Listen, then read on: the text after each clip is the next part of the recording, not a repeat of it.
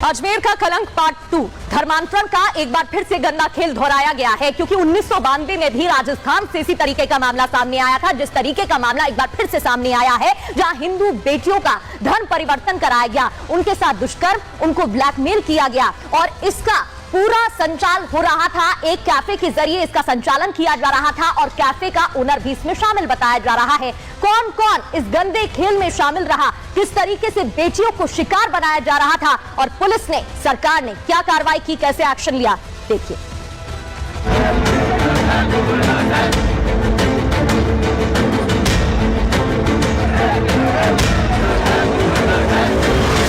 33 साल पहले राजस्थान के अजमेर जिले में स्कूली छात्राओं के साथ जो गैंगरेप और ब्लैकमेलिंग कांड हुआ, मामले में खुलासा हुआ तो अपराधियों की धरपकड़ शुरू हुई। कई आरोपी जेल गए तो कई ने सजा के डर से आत्महत्या कर ली। साल 1992 हमेशा के लिए अजमेर के इतिहास का काला पन्ना बन गया, लेकिन 33 साल बाद अजमेर से करीब 65 किलोमीटर दूर जिहादी गैंग इतिहास को दोहरा रहा था। मासूम हिंदू बेटियों को अपने जाल में फंसा रहा था। अजमेर के माथे पर कलंक का नया टीका लगाया जा रहा था। मामले का खुलासा हुआ तो पुलिस के हाथ पांव फूल गए।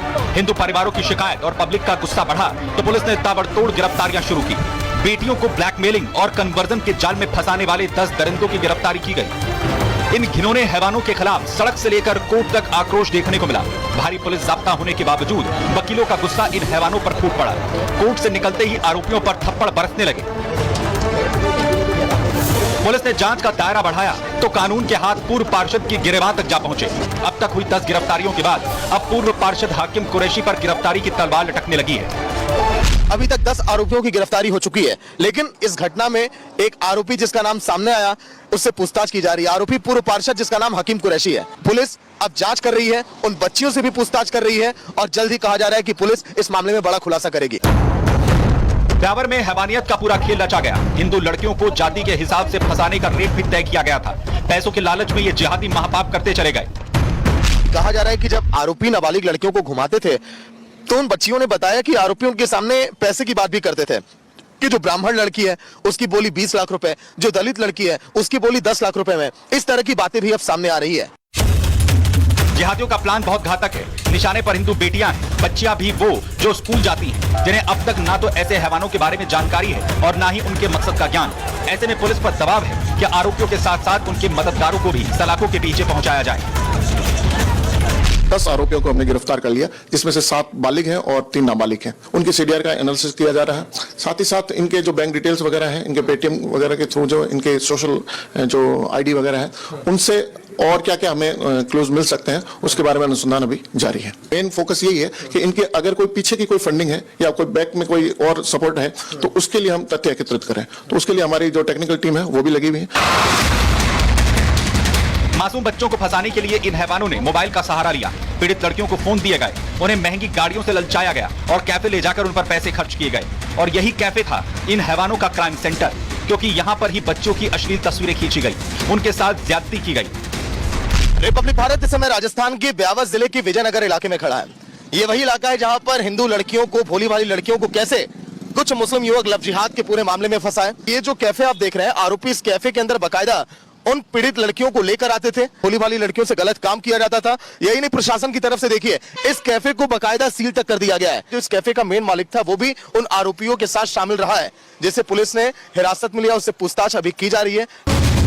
ब्यावर में हुए इस महापाप के बाद इलाके में गुस्सा है। हिंदू संगठन ऐसे हैवानों के खिलाफ फांसी की मांग कर रहे हैं। इस तरह की जो धमकाने की, धर्म परिवर्तन करवाने की, इस तरह की जो भी अगर कोई किसी ने ऐसा किया है तो उनके खिलाफ सख्त से सख्त कार्रवाई होगी। कोई भी अपराधी इसमें बचेगा नहीं। वो चाहे भले हिंदुस्तान के किसी भी कोने में बैठ के चला रहा हो, जहां भी होगा वो सब पकड़ में आएंगे और उनके खिलाफ सख्त से सख्त कार्रवाई होगी। फिलहाल पुलिस मामले से जुड़ी हर कड़ी को टटोल रही है। आरोपी और आरोपियों से जुड़े हर शख्स से पूछताछ हो रही है। इस बीच विजयनगर में तनाव का माहौल है, बाजारों में सन्नाटा है।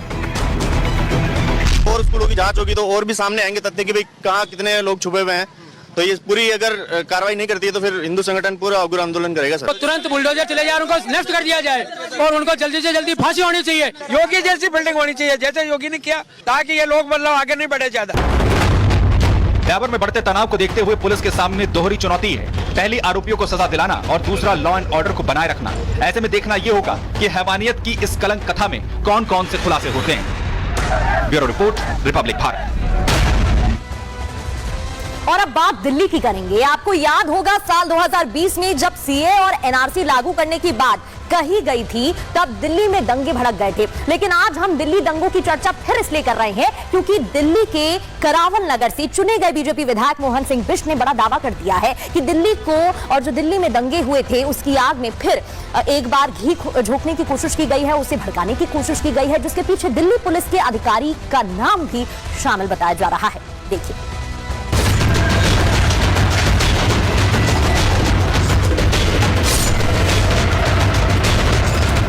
दिल्ली में एक बार फिर दंगे होने की आशंका जताई जा रही है। दंगों की आशंका करावल नगर से बीजेपी विधायक मोहन बिष्ट ने जताई है और इसके पीछे की वजह दिल्ली पुलिस के रिजवान नाम के एक अधिकारी को बताया है। बीजेपी विधायक मोहन बिष्ट का आरोप है कि दिल्ली पुलिस के अधिकारी रिजवान हिंदुओं को टारगेट करके माहौल बिगाड़ने में जुटे हैं। पूरा मामला क्या है, अब विस्तार से समझिए। करावल नगर से बीजेपी विधायक मोहन बिष्ट ने दावा किया है कि दिल्ली पुलिस में रिजवान नाम के एक शख्स अधिकारी हैं जिन्होंने हिंदुओं को टारगेट करते हुए 35 हिंदुओं को नोटिस भेजा है।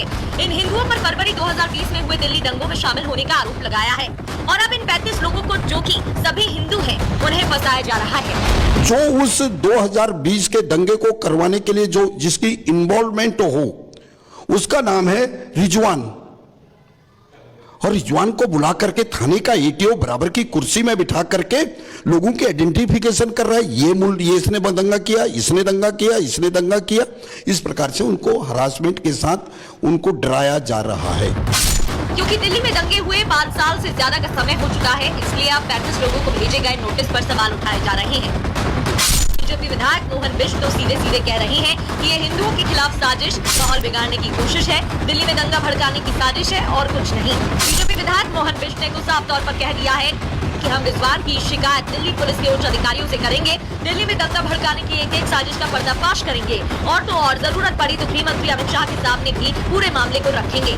ऊपर तक इस बात को रखेंगे और जो अधिकारी इसमें संलिप्त पाया गया उसके खिलाफ सख्त से सख्त कार्रवाई करने के लिए हम कहेंगे। डरने की आवश्यकता नहीं। यहाँ का एमएलए मोहन सिंह बिष्ट है। मैं सबके साथ न्याय करूंगा, चाहे वो हिंदू हो चाहे मुसलमान हो। और अभी जैसे ही वोट हो जाएगा तो गृह मंत्री जी से भी मुलाकात करेंगे, लेफ्टिनेंट गवर्नर को भी कहेंगे इस बात को संज्ञान में लेकर के ये करेंगे। दिल्ली पुलिस के अधिकारी रिजवान पर जिस तरह के आरोप बीजेपी विधायक मोहन बिष्ट की तरफ से लगाए गए हैं वो बेहद गंभीर है। निस्संदेह इसकी जांच